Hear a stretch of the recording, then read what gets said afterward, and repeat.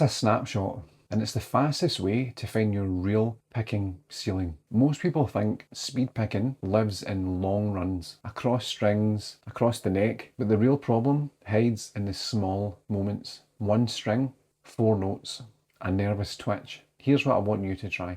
Capture speed picking like a snapshot. And I'm going to show you exactly how to do that in 4 notes. You're not building speed here, you're finding it. Frets 5, 6, 7 and 8. One string, all 4 fingers, eyes closed. Make it a twitch, a burst, a little snapshot of speed. Then ask yourself, how can I make this easier? How can I do less? Where's the tension? Feel the micro movements, the pick angle, the wrist, the grip. Listen to what's actually happening. Once that feels easy, slide up to the 9th fret, 5 notes.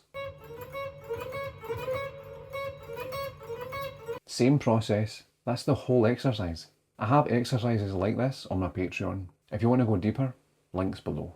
If 4 notes is too much, drop to 3. Drop to 2. You're just trying to catch speed picking feeling effortless. That's the only goal here. Make that frame small enough that ease is possible, then expand.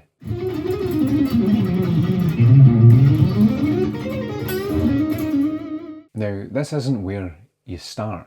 You get here after isolating upstrokes, 1 note per string, 2 notes per string, 3 notes per string. This is the final layer, the microscope at the end of the process. Once the motion exists, this is how you examine it at the highest resolution.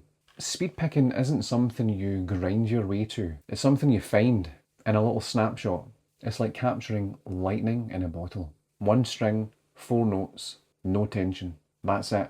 And if you want more exercises like this, the Patreon's there for you.